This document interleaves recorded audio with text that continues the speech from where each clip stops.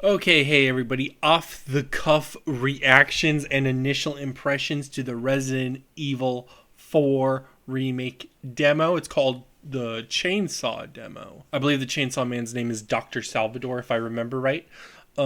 Basically, it is the first segment of the game where you visit a house. You go through some like woods, and then you enter the village, and then there's like a village fight, and then there is a bell ringing.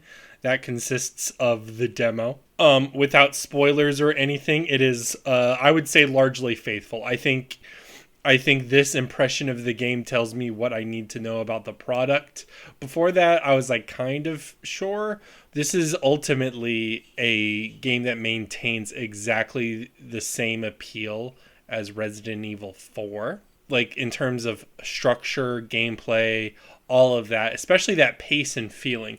I compared the game a lot in my head to Resident Evil Village because I'm sure there's like some heavy influences here, especially these night segments at the start here.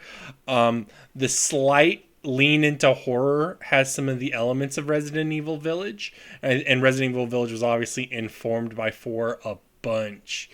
But what really is interesting is also just the small little refinements. I think that this is an experience that is meant to fine tune and modernize Resident Evil 4 rather than completely innovate. I think the thing is like Resident Evil 1 remake is a remake where they took the base game, made it, but they made it in a very fresh and like essential way. I love Resident Evil 1 remake. And it's so rewarding to play after you play the original. And then I would say 2 and 3 are completely different games to the original Resident Evils 2 and 3. There is still some essence there, but largely speaking, they are different experiences that have fundamentally like the same maps or the plots or whatever. Especially 3. 3 is like a huge difference from the original. And it still works, but here it's more like, because Resident Evil 4 is still pretty modern by standards, really it's just like a fine-tuning. Like for instance, Leon's camera angle, he still, because of how early that was into the third person over the shoulder genre, Leon still moved a little like a Resident Evil tank control. It was just like the camera and then certain aspects of it. It was still like more fluid than before, but that being said, there was like a tank like aspect to Leon. That has been long done away with more modern games that imitated Resident Evil 4, and that's the sort of thing that you see as like a fine-tunement and natural progression of what Resident Evil 4 could be. And I think that's going to be it for without spoilers. I think the last comment I'll say without spoilers is, if this game maintains the same consistency as the demo, I think it's going to be a banger. And I think it may not necessarily be as innovative as Resident Evil 4, but it's just more Resident Evil 4, dog. It's literally like more of what you want, and it's a great feeling. So I think that's good enough. Anyways, on with the spoilers. What I particularly liked was the story presentation. I liked how Hunnigan. I liked the spacing of the horror stuff more. I think it's more appropriate, and I like the enemies. The enemies are very aggressive and don't take a lot of stun. That's the big thing I noticed. I redid the original chapter to compare and contrast, as you can see on the screen. And the thing I noticed was how much feedback there was, and how much stun there was, and how much how slower it was. This game, the remake is faster and it's more punishing. Like everything takes more hits. It's very similar to RE4Make in that way.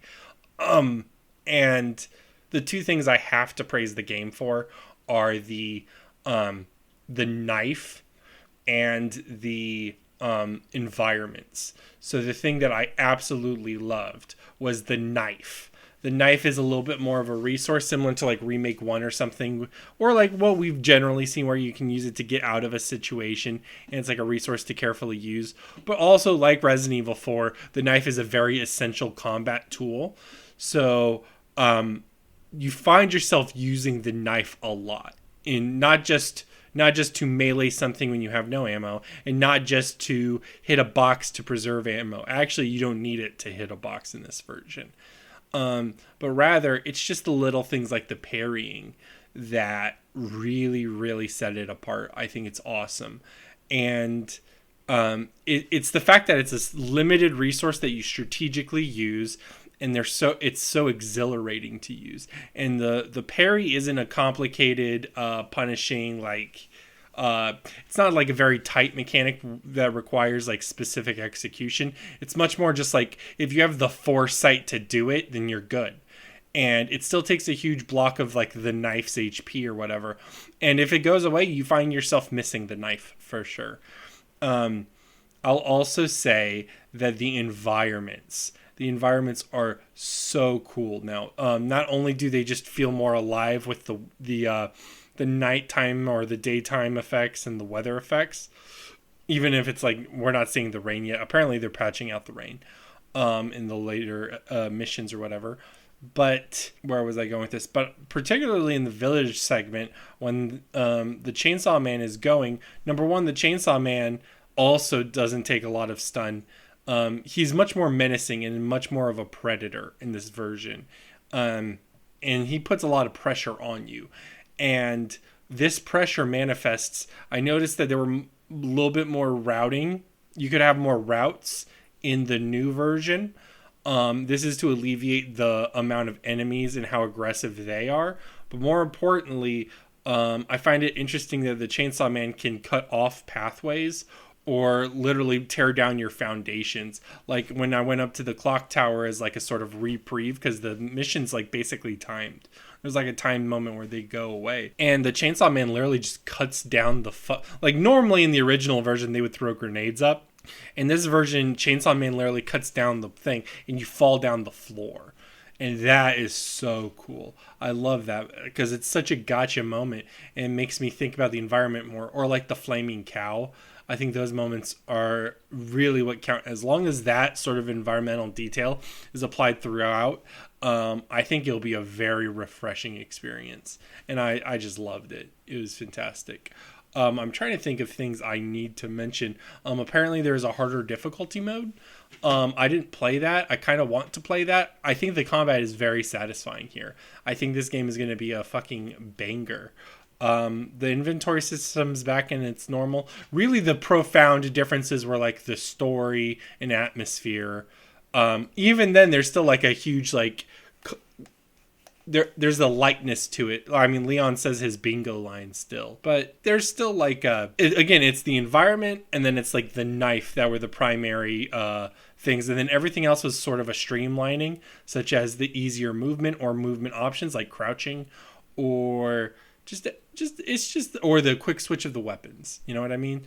It's all those little things that really help, and it's just like a solid experience. They didn't completely alter the game. This is, I think, probably going to be more of a direct and simple remake than the others, than at least 2 and 3. I think this one's just going to be much more like, this is a motherfucking remake of 4. If you've played 4, you'll have played this game, but like it's just. 4 was great, and then this version looks like it's just stepping it up. I'm trying to think of anything else that I missed or was like, oh shit. You know what? I guess I'll talk just a little bit more specifically about the intro. I think it doesn't necessarily show you the entire intro. It more so shows you like the Raccoon City incident broke me, and then gave you like the exposition for Leon, and then like him looking out the car scene was cut out, and then they just put in blocks of text to explain it. But that being said, that like sequence worked really well, and I think this feels more in line. This is going to sound weird. It feels more in line with Resident Evil 6.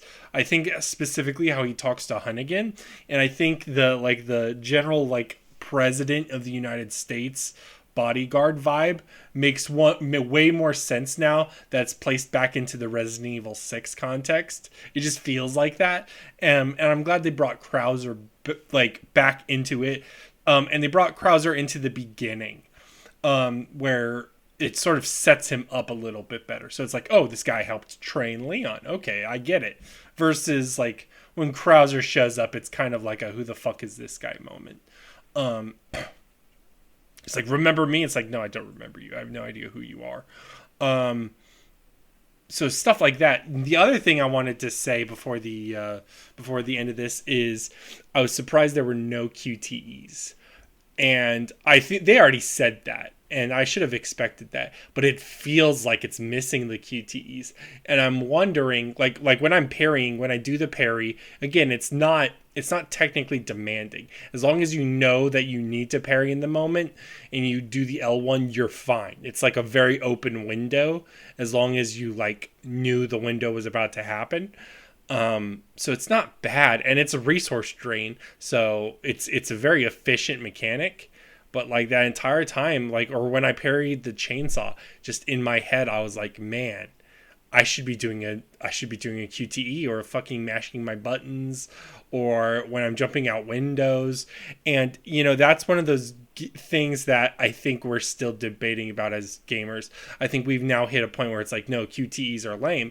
I don't think QTEs are lame. I just think they were improperly done by a lot of games. Like God of War was a big offender of that, and still is technically a big offender of that. But like Resident Evil 4, in my opinion, was an appropriate use of them. The big thing is like the cutscenes of Resident Evil 4 are very ambitious and they're very badass. And I still think that Resident Evil 4, when it does the QTEs, it's not meant to do anything else but keep you invested in the cutscenes and make you feel like you're doing cool shit. Which is like a developer tenet. You know what I mean? It's like if someone's doing cool shit in the video game, let the player do it so they fucking feel engaged and empowered, and it's not just fucking cutscenes all the time. I think this is more efficient storytelling. This is probably going to be a better story than the original Resident Evil 4. But then again, like, I don't know. It's going to be really hard to compete. We'll see what happens. I'm looking forward to it, though. I will be playing this demo a bunch. Thank you, everybody, and I'll see you next time.